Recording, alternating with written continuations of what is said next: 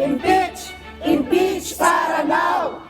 Nagpahayag ng kumpiyansa ang mga complainant at endorsers ng panibagong reklamong impeachment laban kay Vice President Sara Duterte na mas matibay ang ebidensya nila ngayong taon. Ayon kay former House Assistant Minority Leader at Gabriela Women's Party List Representative Arlene Brosas, naniniwala silang sapat ang nilalaman ng kanilang reklamo para umusad ito.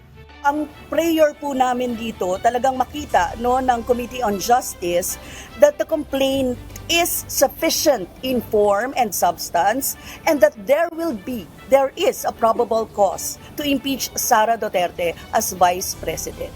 Para naman kay Kiko Aquino D, na bahagi ng grupo na naghain ng ikalawang impeachment complaint kahapon February 2, sigurado silang hindi mababasura sa teknikalidad ang kanilang reklamo laban sa pangalawang Pangulo. Anila, naniniwala silang matibay ang ebidensyang kanilang inilatag sa nasabing complaint.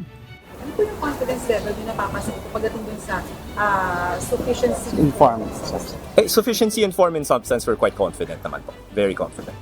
Giit naman ng isa sa endorser ng isa sa mga complaint na si House Deputy Minority Leader at mamamayang Liberal Party List Representative Leila De Lima. May sapat na basihan ang mga akusasyon kay VP Sara para ituring itong impeachable offenses. We cannot speak on behalf of the others.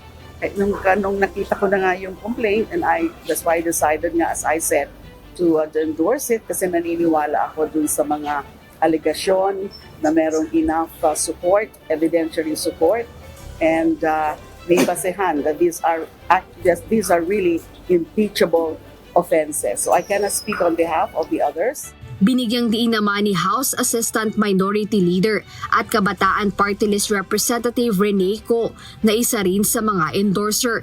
Mas naging matibay ang reklamo laban sa Vice-Presidente ngayong taon dahil sa paglutang ng mga bagong testigo.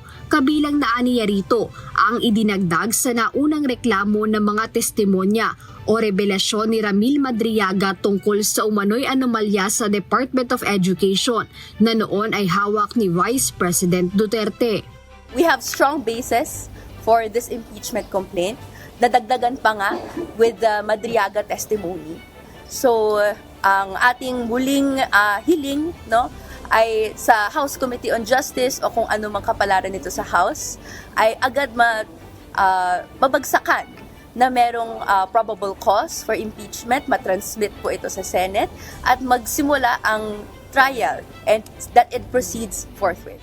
Kaugnay ng mga ito, ayon sa complainants at endorsers, ang bola o ang susunod na aksyon ay nasa Kamara na, kung saan hinamon nila ang mga noon ay nasa 19th Congress na bumotong muli ng pabor sa impeachment ni VP Sara upang mapabilis nila ang pag-akyat nito sa Senado.